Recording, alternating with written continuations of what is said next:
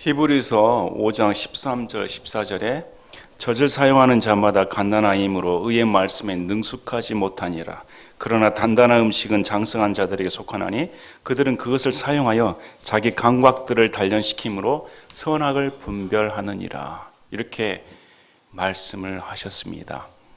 사도 바울은 성도들이 갓난아이 수준에서 머무는 것을 절대 원치 않았습니다. 반드시 성장해야 된다는 겁니다.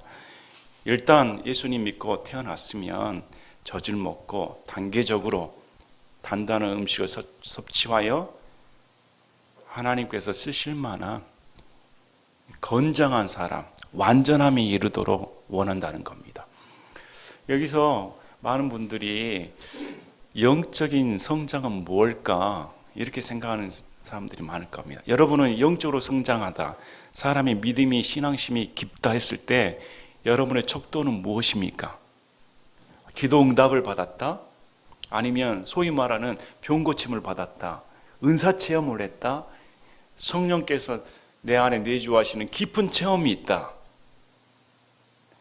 말씀을 처음부터 끝까지 둘둘둘 잘 외운다? 헌금 생활을 누구보다 열심히 한다? 예배는 빠뜨림 없이 하고 있다? 물론 이것은 하나님께 신앙심이 깊다고 말할 수도 있습니다. 그런데 성경에서는 영적으로 성장한 것, 장성한 것에 특징을 지어주는 게 선악을 분별한다는 겁니다. 갓난아이들은 잘잘못을 모릅니다. 판단 능력이 없습니다. 커서야 이건 해서는 안 되는 거구나, 이것은 해야 되는 거구나, 해서는 안 될 것, 반드시 해야 할 것, 나쁜 것, 좋은 것, 하나님께서 싫어하시는 것, 원하시는 것, 이런 것이 가려진다는 겁니다. 어릴 때는 육적인 그리스도이기 때문에 육적으로 판단을 합니다.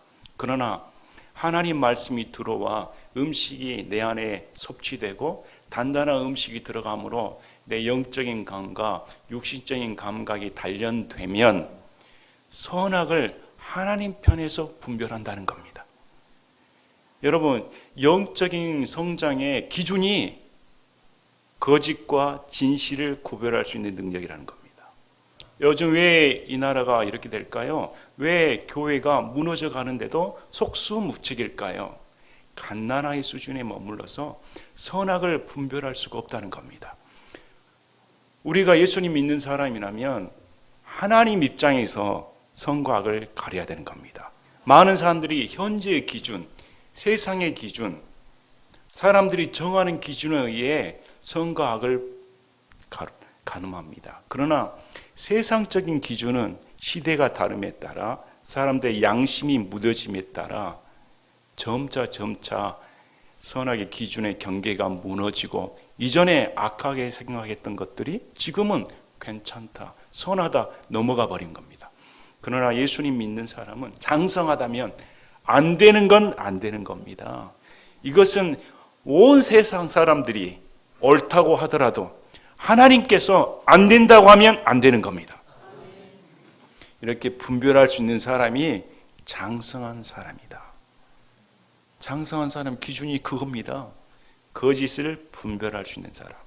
저는 여러분이 이 세상에 미혹되지 마시고 이 세상의 거짓 사상에 선동되지 마시고 하나님 말씀에 입각하여 하나님께서 원하시는 선이 무엇인지, 하나님께서 미워하시는 악이 무엇인지 하나님 편에서 생각할 수 있는 장성한 분량의 신앙이 되기를 진심으로 원합니다.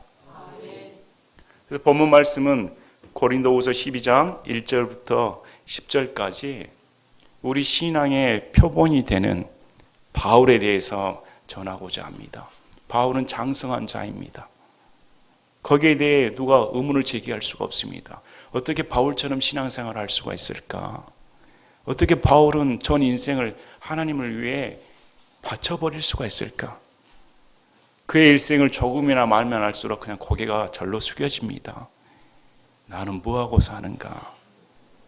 어떻게 이렇게 하나님을 위해 최선을 다하는 삶을 살 수가 있을까? 그것도 처음부터 끝까지 예수님 만난 처음부터 순교당하는 그 시점까지 변치 않고 줄기차게 예수님만을 위해 살 수가 있을까?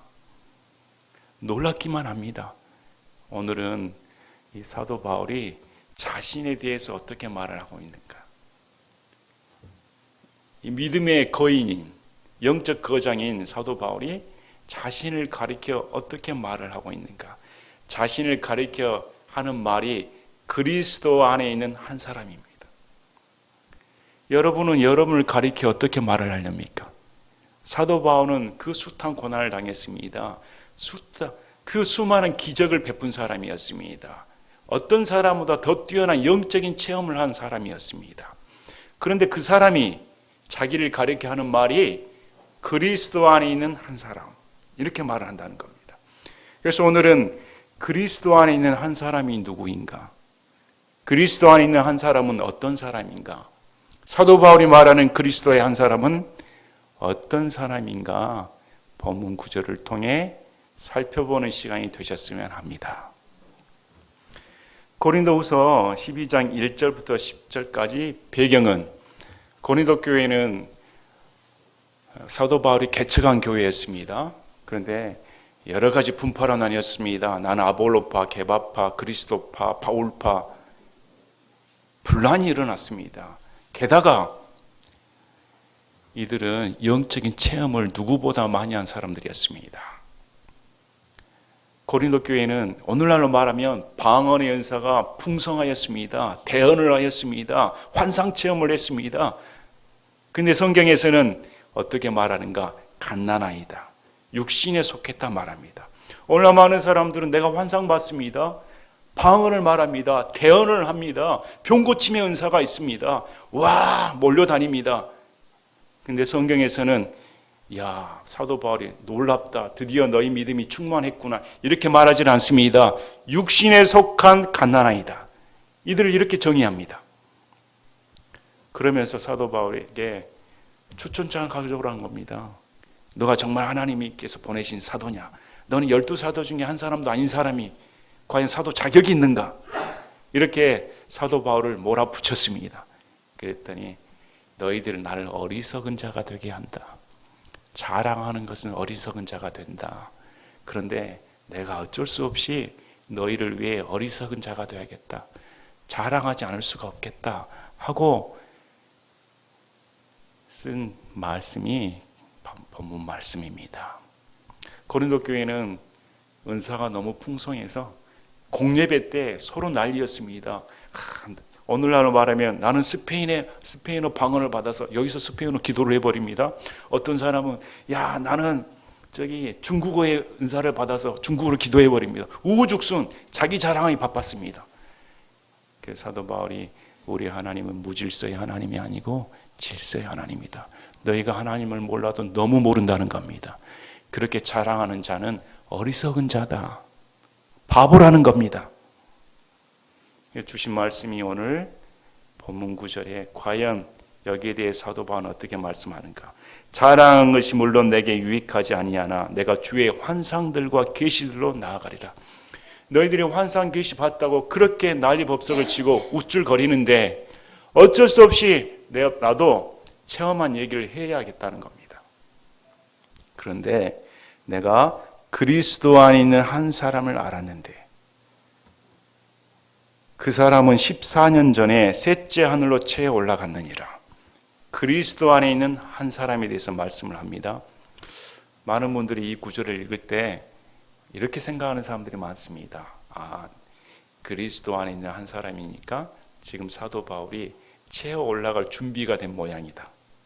여러분 그렇게 생각하시는 분들 많이 계십니까? 여기 보니까 그리스도 안에 있다고 하니까 내가 지금 영 안에 있어서 채 올라갈 준비가 되어 올라갈 단계인 모양이다, 이렇게 오해하는 분이 있습니다. 성경에서는 그런 뜻으로 말한 게 아닙니다. 성경에서는 사도 바울이 믿는 성도들을 가리킬 때 항상 쓰는 말이 그리스도 안에 있는 성도들, 이렇게 말씀을 합니다. 우리 살펴보겠습니다. 빌립보서 1장 1절에 예수 그리스도 종 바울과 디모데는 빌립보에서 그리스도 예수 안에 있는 모든 성도들과 또한 감독들과 집사들에게 편지하노니 사도 바울이 항상 즐겨 쓰는 말이 그리스도 예수님 안에 있는 성도들.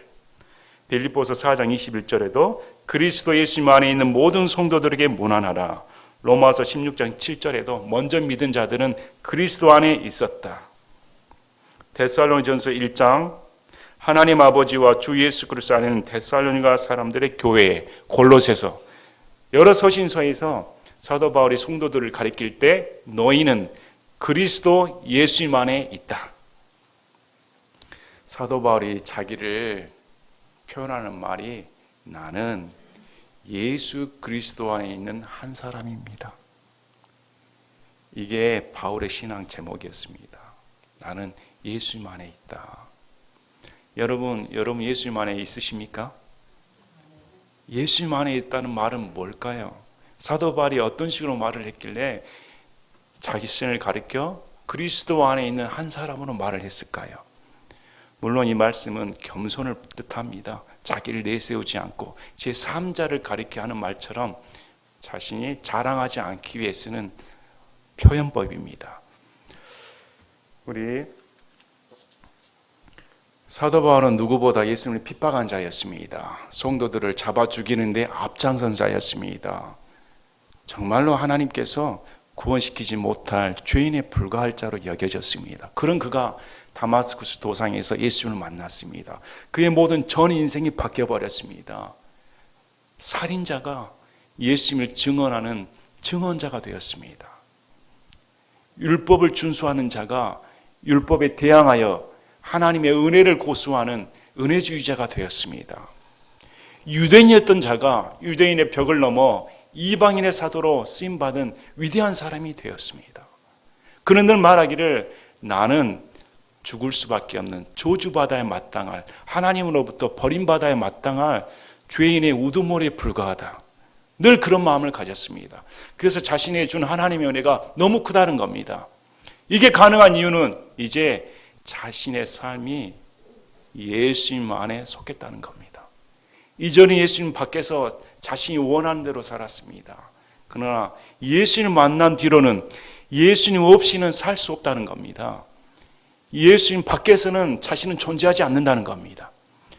그래서 자신을 가리켜 예수님만을 위해 사는 사람, 예수님께 사로잡힌 사람, 예수님의 보호를 받는 사람, 예수님 안에 감춰진 사람, 오직 예수님만을 드러내길 원하는 사람, 예수님 안에 속한 한 사람이다. 자신은 없다는 겁니다. 우리 로마서 6장 3절에 예수 그리스도 안으로 침례를 받은 우리가 다 그분의 죽음 안으로 침례를 받은 줄을 너희가 알지 못하느냐. 그러므로 우리가 죽음 안으로 침례를 받아 그분과 함께 묻혔나니 이것은 그리스도께서 아버지의 영광을 힘입어 죽은 자들로부터 일으켜진 것 같이 우리도 생명의 새로움 속에서 걷게 하려 함이라.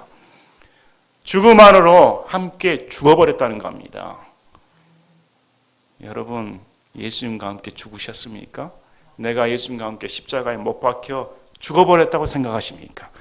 그래서 그는 로마서 8장 1절 2절에 그러므로 이제 그리스도 예수님 안에 있는 자들에게는 정죄함이 없나니 그들은 육신을 따라 걷지 아니하고 성령을 따라 걷느니라. 이는 그리스도 예수님 안에 있는 생명의 성령의 법이 죄와 사망의 법에서 나를 해방시켰기 때문이라. 예수님 안에 있는 생명의 성령의 법이 자신을 죄와 사망의 법에서 해방시켰다. 그래서 자신은 죄인에 불과한데 내가 예수님 안에 있으므로 다시는 정죄함이 없다는 겁니다. 로마서 3장 22절에 그것은 곧 예수 그리스도의 믿음으로 말미암아 모든 자에게 미치고 믿는 모든 자 위에 있는 하나님의 의인이 거기에는 차별이 없느니라. 세상 사람들은 요즘 평등을 외칩니다. 불평등하다고 합니다. 만약에 예수님께서 구원받은 사람들에게 기준을 정했다면 글쎄요, 과연 구원받을 순번이 제게 다가올까? 그러나 성경에서는 우리에게 평등으로 대해줍니다. 평등은 그리스인이나 유대인이나 헬라인이나 이방인이나 노예나 자유인이나 아무 상관없이 남자나 여자나 상관없이 예수 그리스도 안에 있으면 하나라는 겁니다. 그 이 의의는 차별이 없는 겁니다. 평등하다는 겁니다. 나이가 어리든 많든 신앙이 깊든 짧든 아무 상관없습니다. 우리에게 베풀어주는 의는 하나입니다. 예수 그리스도의 의, 믿음으로 난 의 하나뿐이다. 그래서 고린도전서 1장 30절에도 그러나 너희는 하나님께서 나서 그리스도 예수님 안에 있고 예수님 하나님께서 나서 우리에게 지혜와 의와 성별과 구속이 되셨나니 문제 많고 탈 많고 죄악 덩어리인 불순종의 덩어리인 총체집합인 고린도 성도들에게 그래도 사도 바울이 하는 말이 너희는 그리스도 예수님 안에 있다는 겁니다. 아무리 육신적인 그리스도인이라도 사도 바울은 너희는 그리스도 예수님 안에 있다. 왜일까요? 믿음으로 난 의이기 때문에. 고린도후서 5장 17절에 그런즉 누구든지 그리스도 안에 있으면 그는 새로운 창조물이라 옛것들은 지났으니 보라 모든 것이 새롭게 되었도다. 그리스도 예수님 안에 있으면 이전에 나는 없어졌습니다. 새로운 창조물이다. 성령께서 창조 역사를 일으키셨다는 겁니다. 예수님 믿는 사람 눈에 보이는 변화가 안 보일 수 있습니다. 그러나 영적인 면에서 완전히 새로운 사람이다. 완전히 다른 존재라고 성경은 말씀을 합니다. 이유가 예수님 안에 있기 때문에. 그래서 사도 바울이 그렇게 말하는 겁니다. 전에는 내가 핍박자요, 그렇게 하나님을 대적하는 자요, 예수님 믿는 자를 이단시했는데 예수님 안에 들어온 순간 완전히 달라져 버렸다는 겁니다. 다시 태어났다는 겁니다. 여러분 다시 태어나셨습니까? 여러분 스스로를 새로운 창조물로 여기십니까? 예수님 안에 있으면 새로운 창조물이다. 또 갈라디아서 2장 4절에 그리스도 예수님 안에서 우리가 누리는 우리의 자유를 엿보아 예수님 안에 있으면 자유가 있는 겁니다. 예수님 밖에는 율법 세계입니다. 자신의 세상의 의를 추구합니다. 그건 노예입니다. 그러나 예수님 안에 들어와 있으면 예수님께서 나의 모든 짐을 풀어버리셨다. 진정한 자유가 그리스도 안에 있는 겁니다. 예수님 안에는 자유만 있는 게 아닙니다. 디모데전서 1장 14절과 디모데후서 1장 1절에 그리스도 예수님 안에 있는 믿음과 사랑, 그리스도 예수님 안에 있는 은혜 이렇게 나옵니다. 그래서 예수님 안에는 믿음, 사랑, 은혜가 있으며 자유가 있으며 생명이 있으며 그 모든 하나님의 구속의 역사가 예수님 안에 있다는 겁니다. 그래서 사도 바울의 신앙이 예수님 안에 있지 않고서는 상상할 수가 없다는 겁니다. 나란 인격체를, 나란 사람을 보았을 때 예수님 빼고는 시체라는 겁니다. 여러분, 예수님 빼고는 여러분 시체 맞습니까? 그래서 갈라디아서 2장 20절에 내가 그리스도와 함께 십자가에 못 박혀 있으나 그럼에도 불구하고 사노라. 그러나 내가 아니요 그리스도께서 내 안에 사시느니라. 나는 지금 내가 육체 안에서 사는 삶을 나를 사랑하사 나를 위해 자신을 주신 하나님의 아들의 믿음으로 사노라. 이미 나는 죽어버렸습니다. 이제 내 안에 사는 것은 내가 아닙니다. 이제 내 멋대로 살지 않습니다. 내 안에는 그리스도 예수님께서 사십니다. 그분의 활동의 역사에 따라 그분이 원하는 대로 그런 삶을 살기로 작정했습니다. 빌립보서 1장 20절 21절에 나의 간절한 기대와 소망에 따라 내가 아무 일에든지 부끄러워하지 아니하고 항상 그러했듯이 지금도 온전히 담대하여 살든지 죽든지 내 몸에서 그리스도를 높이고자 하나니 내게는 사는 것이 그리스도시요 죽는 것이 이득이니라. 그가 담대하여 살든지 죽든지 자신이 간절히 원하는 것은 내 몸에서 그리스도를 높이고자 하는 것이다. 온통 관심이 예수 그리스도를 높이는 것이 내가 사는 목적이라는 겁니다. 내게 사는 것은 그리스도다.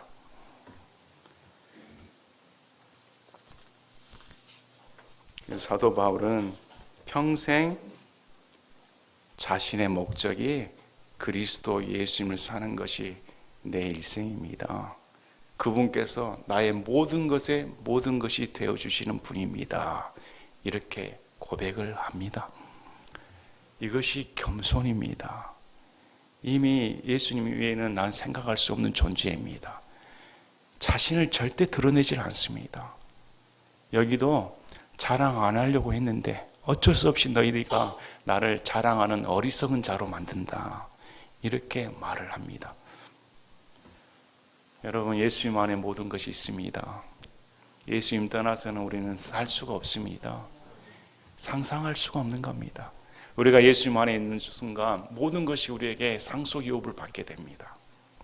예수님 안에 약속의 유업을 동일하게 받는 겁니다. 그 예수님 안에 모든 것이 주어졌으며 저와 여러분이 믿는 자로서 예수님 안에 속했다는 그 자체가 영광이요 기적입니다. 기적 중에 기적은 예수 그리스도 밖에 분노의 자녀, 마귀의 자녀가 속박의 자녀에서 벗어나 어떻게 아들의 왕국으로 들어와 예수 그리스도 안에 예수님이 품어줄 수 있는, 예수님 속에 들어갈 수 있는 놀라운 은총이 내게 들어올 수가 있는가? 이게 기적입니다. 그리고 이렇게 말합니다. 14년 전에 셋째 하늘로 채 올라갔다. 고린도후서가 쓰여진 연대는 AD 56년경입니다. 이렇게 추정을 합니다. 많은 분들이 사도 바울이 어느 때에 나고론을 올라갔을까? 루스드라, 이고니움 그때 돌 맞아 거의 죽을 뻔할 때 그때 체험했지 않았나 이렇게 추측을 합니다. 그렇지는 않습니다. 많은 사람들의 생각대로 그때 올라간 거 아닙니다. 지금 고린도후서 쓴 배경은 AD 연대가 56년경이고 거기서 14년을 제하면 AD 42년경입니다. AD 42년경은 사도 바울이 다소에 있을 때입니다. 우리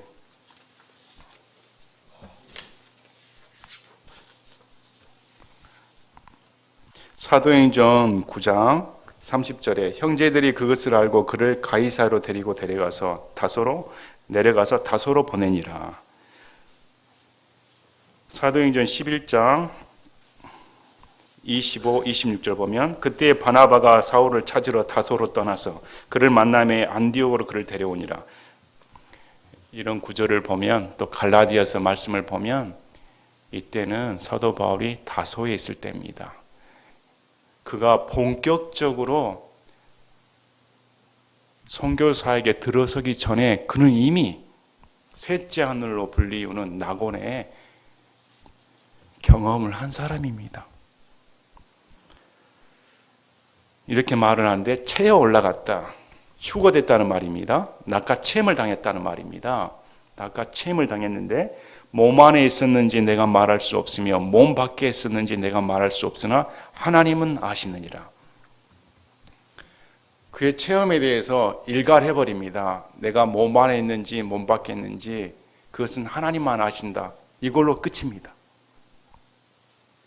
하나님은 아신다 말 한순간 자신이 본 것에 대한 과장, 확대 이런 모든 것들은 추측 이런 것들은 일소시켜버리는 겁니다. 더 이상 추측하지 말라는 겁니다. 하나님만 하신다. 사람들은 자기가 본 것에 대해 더 확증을 합니다. 더 확대를 합니다. 뭔가 더 분위기를 띄우기 위해 과장하기도 합니다. 그러나 사도 바울의 천국 체험에 대해서 너무 싱겁습니다. 없습니다. 그냥 하나님만 아신다. 오늘날 수많은 간증들 보시길 바랍니다. 소위 말하는 지옥 체험, 천국 체험, 얼마나 많은 사람들이 거기에 휩쓸려 다닙니까? 사도 바울의 체험하고는 상상을 할 수가 없습니다. 그러나 사도 바울은 어떻게 말합니까? 하나님만 아신다. 필요 없다는 겁니다. 다른 것은. 내가 이런 사람을 알았노니 몸 안에 있었는지 몸 밖에 있었는지 내가 말할 수 없으나 하나님은 아시나. 2번이나 언급을 합니다. 이 말은 뭐냐면 내가 진짜로 올라갔다는 겁니다. 14년 전에 낙원에 올라가는 것은 진짜 사실인데 그건 하나님이 아시는 사실이다. 그가 낙원으로 채 올라가서 말할 수 없는 말들을 들었는데 사람이 그것들을 말하는 것은 법에 어긋나니라. 지금 나오고는 셋째 하늘에 있다고 말합니다.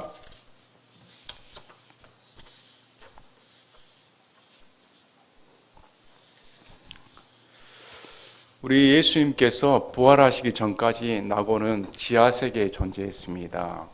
누가복음 16장 22절에 그 거지가 죽어 천사들에 의해 아브라함의 품으로 옮겨지고 그 부자도 죽어 묻히게 되었더라. 아브라함의 품으로 불리웁니다. 이 지하세계에 있었습니다. 누가복음 23장 43절에 예수님께서 그에게 이르시되 진실로 내가 내게 이르노니 오늘 내가 나와 함께 낙원에 있으리라 하시니라. 예수님께서 십자가 강도에게 분명히 오늘 너와 내가 죽는데 죽은 후에 너와 함께 낙원에 있다. 우리 예수님은 묻히시고 지하세계로 내려가셨습니다. 부활하시기 전입니다. 그러므로 낙원은 예수님께서 부활하시기 전까지 지하세계에 있었다가 예수님께서 부활하실 때 낙원에 있는 성도들과 함께 선물로 주셨다고 말씀을 합니다. 그래서 낙원의 위치가 옮겨졌다는 겁니다. 셋째 하늘로 옮겨졌다. 요한계시록 2장 7절에 귀 있는 자는 성령께서 교회들의 말씀하신 것을 들을지어다. 이기는 자에게는 내가 하나님의 낙원 한가운데 있는 생명나무에서 나는 것을 주워 먹게 하리라. 우리 모두 낙원 한가운데 있는 생명나무에서 나는 것을 먹게 될 겁니다. 그래서 낙원이 사도 바울이 시대 때는 예수님의 십자가 사건 부활 이후로 낙원의 위치가 셋째 하늘로 옮겨져서 사도 바울이 낙원으로 치어 올라가 말할 수 없는 것을 듣고 보았다. 이렇게 말씀을 합니다. 그런데 말할 수 없는 말들을 들었는데 사람이 그것들을 말하는 것은 법에 어긋난다. 말해서는 안 된다는 겁니다. 14년 동안입니다. 14년 동안 보고 그것을 일체 누구에게 발설하지 않았습니다. 저를 비롯해 여러분이 오늘 하나님께서 올라오라 해가지고 낙원에 체험을 하면 내일 어떻게 될까? 내일까지 갈 것도 없습니다. 오늘 바로 어떻게 될까요?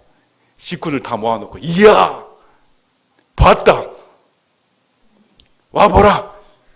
그러면 성도들이 이야 목사 함께 말씀하십시다. 간증 집회합시다. 프랑카들 걸고 누구 낙원 체험 와보라. 진짜 하나님이 살아계신다. 낙원은 있다. 책들 보면 천국은 있다. 저기 기독교 백화점 가면 간증책들 얼마나 많습니까? 낙원 올라갔다 꼬마부터 노인까지 임종시 체험까지 쑥 갑니다. 그런데 성경은 말하지 말라는 겁니다. 말하는 것은 법에 어긋난다. 왜 사도 바울이 그렇게 안 했을까요? 우리 같으면 천국이 있다, 낙원이 있다, 간증 집회하고 다닐 텐데 왜 안 했을까요? 그것이 더 효과적으로 보이는데. 사람의 체험으로 믿음이 나오지는 않습니다. 다른 사람의 체험의 말을 듣는다고 해서 그 사람이 믿지는 않는다는 겁니다. 우리 누가복음 16장에 나옵니다. 누가복음 16장에 거지 나사로와 부자의 간증에 대해서 나옵니다. 부자가 죽어 지옥에 있으니까 아브라함에게 아버지 아브라함이여 우리 식구들이 있습니다. 지금 나를 살려줘가지고 집에 보내면 우리 식구들이 다 믿을 거 아닙니까? 내가 이 지옥의 생생한 고통을 보았으니까 바깥 세상으로 나가 우리 식구들에게 증언하겠습니다. 우리 식구들 내가 죽은 줄 압니다. 근데 죽은 자가 살아서 내가 지옥을 봤다. 지옥 가면 안 된다. 이제 예수님 믿어야 된다. 하나님 믿고 잘 믿어야 된다. 이렇게 간증을 하면 믿을 거 아닙니까? 했더니 아브라함이 어떻게 말합니까? 31절에 그가 그에게 이르되 그들이 모세와 대언자들의 말을 듣지 아니하면 비록 어떤 사람이 죽은 자들로부터 일어날지라도 그들이 설득되지 아니하리라 하였느니라 하시니라. 그들에게는 성경이 있다는 겁니다. 모세와 대언자들의 글이 있다는 겁니다. 아무리 죽은 자가 수만 명 파닥파닥 살아나도 안 믿는다는 겁니다. 믿음은 들음에서 오며 들음은 곧 하나님의 말씀인 겁니다. 하나님의 말씀을 통해 믿지 않는 것은 거짓입니다. 누구의 간증을 통해 임사체험을 통해 천국 체험을 통해 천국이 있다 예수님이 사랑해서 믿는 것은 거짓이라는 겁니다. 성경을 믿어야 됩니다. 성경에서 어떻게 말합니까? 성경을 믿지 않는 자는 안 믿는 자란 겁니다. 성경을 통해 믿음이 들어가지 않으면 설득되지 않는다는 겁니다. 그래서 오늘날에 간증 쫓아다니고 집회 쫓아다니는 것은 어리석은 일입니다. 물론 저도 누구보다 쫓아다녔습니다. 애언 집회, 은사 집회 어렸을 때 다 쫓아다녔습니다. 애언도 받아보고 이야 진짜 하나님이 살아계시구나. 뜨겁게 기도해야겠다. 무덤에서 기도도 하고 밤 12시에 누가 더 용기가 있는가? 산에 올라가 기도도 막 하고 그랬습니다. 어렸으면 그랬습니다. 그런데 지금 다 버렸습니다. 어떤 분은 저를 아시면 그럴 겁니다. 어떻게 누구보다 방언을 하신 분이 방언을 안 해? 누구보다 환상 체험을 원했던 분이 그런 걸 구하지 않아? 유치하다는 겁니다. 그걸로 신앙이 성숙하지가 않습니다. 어린애들은 그런 거 잘 따라다닙니다. 그러나 신앙이 성장되면 하나님 말씀이 인격체로 다가오는 겁니다. 말씀 안에 뿌리가 다가오고 이것이 진정한 나의 신앙의 기틀이 되는 겁니다. 여러분, 말씀 없이는 성장할 수 없습니다. 하나님 말씀을 열렬하게 추구하시길 바랍니다. 어떠한 체험도 여러분의 신앙을 돈독히 할 수 없습니다. 오직 신앙은 말씀으로 자랄 수만 있습니다. 내가 이러한 사람에 관하여는 자랑하겠으나 내 자신에 관하여는 나의 연약한 것들 외에 자랑하지 아니라. 셋째 하늘까지 올라갔습니다. 사도 바울은 그 광경을 보고 얼마나 놀라웠을까요? 그러나 입을 꽉 다물었습니다. 14년 동안 자기가 체험했다는 얘기 입번 것도 안 합니다. 그래서 누구보다 체험했다고 나는 자랑할 수가 있다. 너희 지금 고린도 성도들이 환상 보았다, 계시 보았다, 그렇게 하나님의 축복을 받았다고 자랑하는데 내가 체험한 것에 비하면 너희들은 아무것도 아니라는 겁니다. 그래서 내 체험한 것을 얼마든지 자랑할 수 있는데 자랑하지 않겠다는 겁니다. 왜? 내 연약한 것들만 자랑하겠다. 사람들은 자신이 연약한 것은 자랑하지는 않습니다. 부끄러워합니다. 만일 여러분의 장애가 있다든지 아니면 부족한 점이 있다든지 이런 것들은 숨기고 합니다. 숨기고 이걸 알아차릴까 봐. 누가 내가 지금 병 걸린 거, 내가 예수님 믿는데 이 병 걸린 거 알면 창피한데 부끄러운데 밤낮 아프다고 하면 나는 저주받은가? 하나님 날 미워하는가? 이건 자랑거리가 아니 수치거리가 아닐까? 이렇게 생각하는 사람들이 많습니다.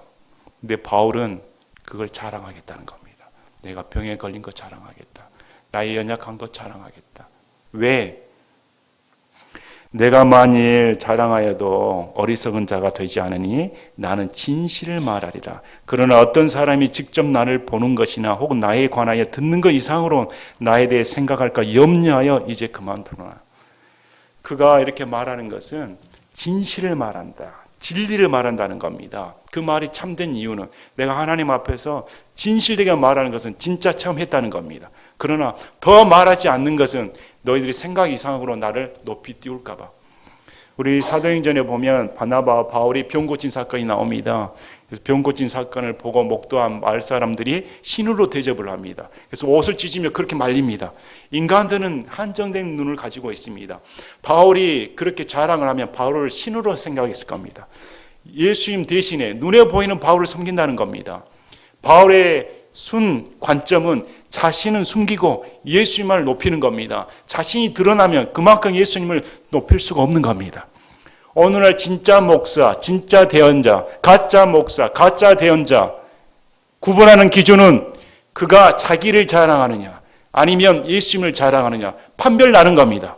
가짜 대언자, 가짜 목사는 자기를 더 높입니다. 내가 무슨 체험했다, 내가 무엇을 안다, 나를 믿어라, 내가 깊은 성경에 모든 것을 깨뚫고 있다. 그래서 가짜입니다.